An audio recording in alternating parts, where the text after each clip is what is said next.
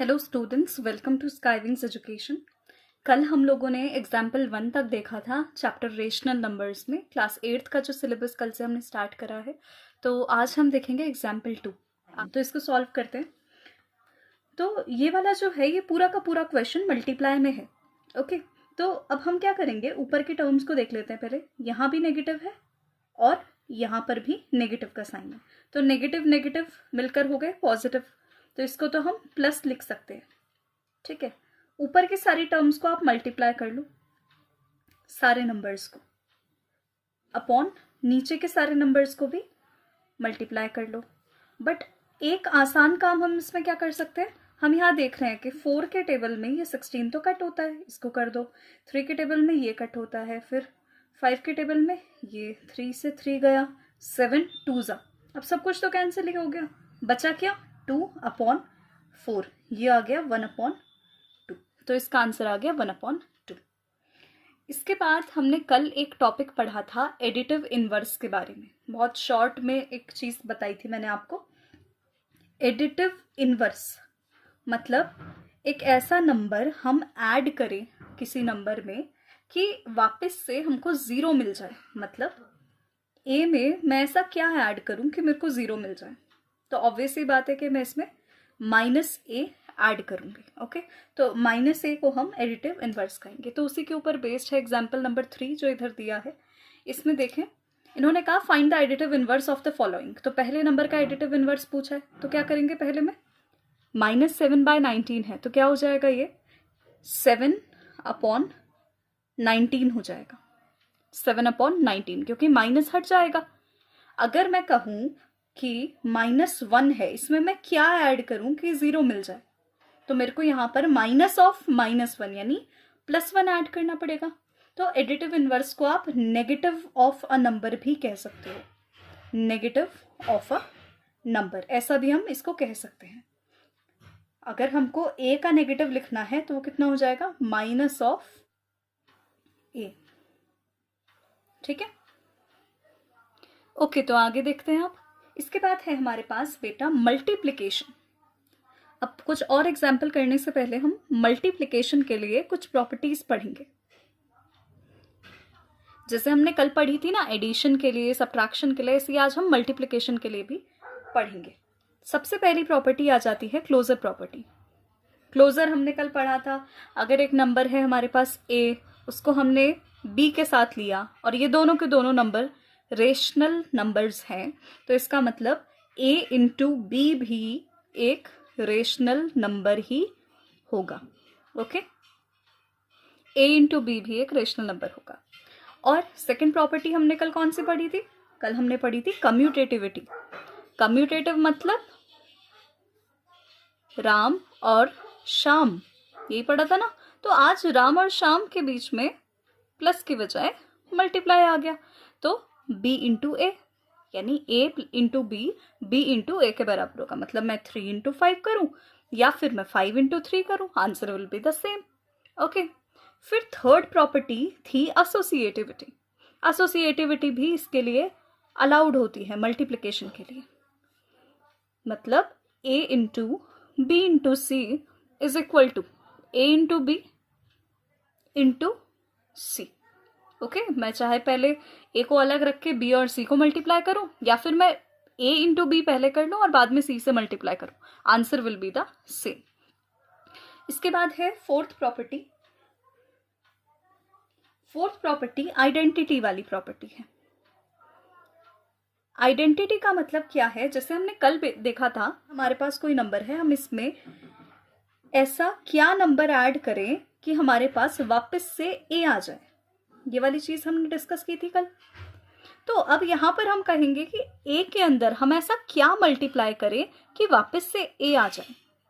तो क्या मल्टीप्लाई करेंगे, 1।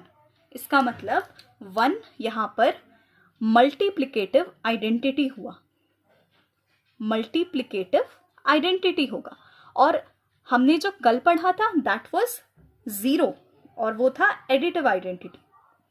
ठीक है, एडिटिव आइडेंटिटी, और यहां है मल्टीप्लिकेटिव आइडेंटिटी। क्लियर हुई ये बात। फिफ्थ प्रॉपर्टी की बात कर लेते हैं, इनवर्स। इनवर्स, एक चीज़ मैंने गलत लिख दी है, रेसिप्रोकल में नहीं होगा, इनवर्स यहाँ पर बात करते हैं। इनवर्स रेसिप्रोकल इसमें आएगा। तो इसमें क्या होता है देखो, इसमें हो जाएगा अब ए के अंदर हम ऐसा क्या नंबर मल्टीप्लाई करें कि हमें मल्टीप्लिकेटिव आइडेंटिटी यानी हमें 1 मिल जाए। तो इसके अंदर हम ऐसा मल्टीप्लिकेशन तो 1/a ही कर सकते हैं। तो ये जो नंबर है ये रेसिप्रोकल है ए का, और इसको हम मल्टीप्लिकेटिव इनवर्स भी बोलते हैं, मल्टीप्लिकेटिव इनवर्स भी हम इसको बोलते हैं। ठीक है, तो मल्टीप्लिकेटिव इनवर्स हो गया 1/a, और इसको हम रेसिप्रोकल भी बोलते हैं। तो जैसे यहाँ हमने देखा कि इनवर्स वाली टर्म को रेसिप्रोकल कहते हैं मल्टीप्लिकेशन के केस में, और इनवर्स वाली टर्म को एडिशन के केस में कहते हैं negative of a number. Okay, तो ये जो नेगेटिव ऑफ अ नंबर था ये भी एक तरह से इनवर्स है, एडिटिव इनवर्स ही है। ओके, एडिटिव इनवर्स ही है ये बात क्लियर हो गई आपको। अब आगे देखते हैं। तो अब नेक्स्ट क्वेश्चन एग्जाम्पल नंबर 4 आपकी बुक में दिया है, verify that minus of minus x is same as x. मतलब अगर हम एक नंबर ले रहे हैं और हमने उसका नेगेटिव लिया तो वो नंबर वापस हमको मिल जाएगा।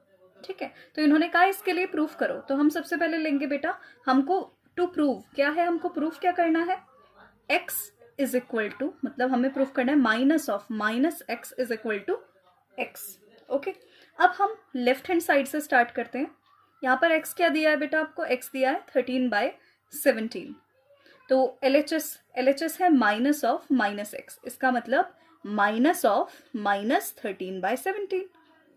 ओके, माइनस माइनस क्या हो जाता है, प्लस 13/17। और अगर हम RHS देखें, RHS कितना है x, वो भी 13/17। तो यहाँ LHS और RHS सेम आ गए ना, तो सेम आ गए मतलब इट इज प्रूव्ड कि यहाँ पर जितने भी नंबर हैं हमारे वो नेगेटिव करने पर भी वही वाला रिजल्ट हमें वापस देते हैं। समझ में आई ये बात, अच्छे तरीके से समझ आई। आगे देखते हैं अब सेकेंड पार्ट भी ऐसे ही करना है। देखो इसमें ना लैंग्वेज वगैरह ज़्यादा लिखने का कोई चक्कर नहीं है कि भाई हमको मतलब बहुत डिफिकल्ट सी कोई चीज़ समझानी है, ऐसा कुछ नहीं है। हमको बस थोड़ा तरीके से लिखना है उसको कि भाई समझ तो हमें देखते ही आ रहा है कि एक्स को अगर हम माइनस को माइनस करें, पहले एक बार नेगेटिव में ले फिर से नेगेटिव ले, तो ऑटोमेटिकली वही नंबर वापस मिलेगा। बट उसको लिखना कैसे है वो चीज़ हम यहाँ सीख रहे हैं। ओके, तो अब सेकेंड पार्ट में LHS और RHS में देख लेते हैं।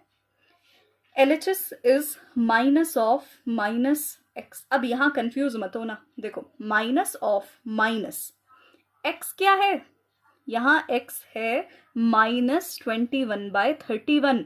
तो अभी एक माइनस और आना है, तो मैं इस ब्रैकेट को ऐसे कर रही हूँ, एक माइनस और आना है -21/31। ठीक है, अब ये वाला माइनस अभी बाहर ही रहने दो, ये दोनों को सॉल्व करोगे तो कितना आएगा, प्लस का 21 plus minus minus -21/31, I am sorry -21/31 आ गया। अब LHS आ गया -21/31, RHS आ गया गिवन ही है x के बराबर, ये आ गया हमारा। तो यहाँ पर हमने क्या देखा, LHS is equal to RHS, तो ये प्रूव हो गया। ओके, तो आगे देखते हैं। अब एग्जाम्पल नंबर 5 में इन्होंने क्या दिया है, 2/5 इंटू -3/7 -1/14 -3/7 इंटू 3/5। अच्छा, तो यहाँ पर हम सबसे पहले देख रहे हैं ये दो टर्म मल्टीप्लाई में है, और यहाँ पर माइनस है, ये भी मल्टीप्लाई में है। तो हम क्या कर सकते हैं बेटा, ये अलग टर्म में, ओके, ये अलग टर्म में सेंटर में, तो हम क्या कर सकते हैं, पहले इनको इंडिविजुअली सॉल्व कर लेते हैं। ठीक है, तो ये कितना बनेगा, इनको सॉल्व करोगे तो -6/35, ये बनेगा -1/14, और ये बनेगा -9/35। क्लियर, इन सब में से माइनस बाहर ले लो, तो ये बन जाएगा 6/35 प्लस 1/14 प्लस 9/35। अब ये 3 टर्म हो रही है, तो हम क्या कर सकते हैं, इनको आगे पीछे शिफ्ट कर सकते हैं। तो मैं इनको शिफ्ट कर रही हूँ, 35 जिनके डिनोमिनेटर में उनको एक साथ ले रही हूँ, तो ये हो जाएगा 6/35 प्लस 9/35। 35। तो ये हो जाएगा 6/35 प्लस 9/35 प्लस 1/14। तो ये मैंने कैसे किया, प्रॉपर्टी लगाई इसमें और इसको शिफ्ट कर दिया, कम्यूटेटिविटी लगा दिया और शिफ्ट कर दिया। माइनस, अब यहाँ पर देखो इन दोनों का एलसीएम लोगे तो इट विल बिकम 35 ही आएगा। तो 6 + 9 प्लस 1/14, माइनस बाहर ही चल रहा है, अभी माइनस से कोई पंगे नहीं लिया हमने। तो ये आ गया आपका 15/35 प्लस 1/14। अच्छा देखो, चाहो तो यहीं पे एलसीएम ले लो, बट मैं ये कहूँगी इनको पहले कैंसिल कर लो। कौन से टेबल में हो रहा है, 5 के में, 5 3 और 5 7। तो ये हो जाएगा -3/7 प्लस 1/14। अब कितना आ जाएगा, देखो इनका एलसीएम लोगे अगर 14 आएगा एलसीएम, यहाँ 7 है अपॉन में, तो 7 2 14, यानी ऊपर न्यूमरेटर को हमने मल्टीप्लाई करना है 2 से, प्लस यहाँ आएगा केवल 1 क्योंकि इसके डिनोमिनेटर में केवल और केवल 14 है। तो ये आ जाएगा -6 प्लस 1/14, इसका मतलब -7/14, मतलब 1/2। पर कैसा, नेगेटिव का, क्योंकि यहाँ माइनस का साइन है, 7 1 और 7 2। तो ये हमारा आंसर आ गया 1/2। अब हम देखेंगे अगला एक्सरसाइज 1.1 का क्वेश्चन। पहला क्वेश्चन है, इन्होंने कहा using appropriate properties find. Okay, इन्होंने कहा प्रॉपर्टीज यूज करके इसको फाइंड करो। ओके, तो अब इन्होंने क्या दिया, देखो सबसे पहला वाला देखो, -2/3 इंटू 3/5 प्लस 5/2, फिर यहाँ है माइनस, मैं इसको ऐसे लिख सकती हूँ बेटा, माइनस बाहर लिख के 3/5 इंटू 1/6, क्योंकि ये मल्टीप्लाई में बिल्कुल पिछले वाले क्वेश्चन जैसा है, कोई अलग नहीं है। अब देखो यहाँ ये 3 से 3 कैंसिल हो रहा है, मैं साफ देख रही हूँ, मैंने कैंसिल कर दिया। यहाँ ये 1 से 3 टाइम्स कैंसिल हो रहा है, 3 1 3, 3 2 6। तो यहाँ कितना बचा, -2/5 प्लस 5/2 प्लस या माइनस ही लगा लो अभी, 1/10। आप ऐसे लिख सकते हो, या फिर आप इसको प्लस बनाकर अंदर माइनस भी लेके जा सकते हो, पर मैं अभी ऐसे ही छोड़ रही हूँ। ठीक है, हमने यहाँ कम्यूटेटिविटी लगा दी। ऐसे कैसे, कम्यूटेटिविटी इसलिए लगाई क्योंकि दोनों माइनस में है, दोनों माइनस का मतलब है एडिशन हो रहा है। ओके, और इसको इधर लिख दो। अगर ये नहीं समझ में आई है ना बात, दोबारा देखो, -2/5, ये -1/10, इन दोनों में से मैं माइनस को बाहर ले लूंगी अगर, तो ये भी प्लस हो जाएगा और ये भी प्लस हो जाएगा, ऐसे बन जाएगी ये टर्म। ठीक है, यहाँ एलसीएम लोगे 10 आ रहा है, 5 2 10, यानी ऊपर 4 हो जाएगा, ये माइनस बाहर है, +1, 5/2 -5/10 प्लस 5/2, एलसीएम ले लो, ये हो जाएगा 10, ये होगा -5 प्लस 2 5 10, 25। तो ये हो गया आपका 20/10, इसका मतलब आंसर आ गया 2। इस तरीके से इनको सॉल्व करना। ओके, ऐसे ही सेकंड वाला पार्ट भी है, ये आपका होमवर्क है, इसको आप ट्राई कर लेना। अगर नहीं आएगा तो कमेंट बॉक्स में मेरे को बता देना, मैं आपको बता दूंगी इसको सॉल्व करके कि कैसे करना है। आज के लिए इतना ही, फिर कल को हम आगे के क्वेश्चंस को कंप्लीट करेंगे एक्सरसाइज के। Okay, see you, bye bye.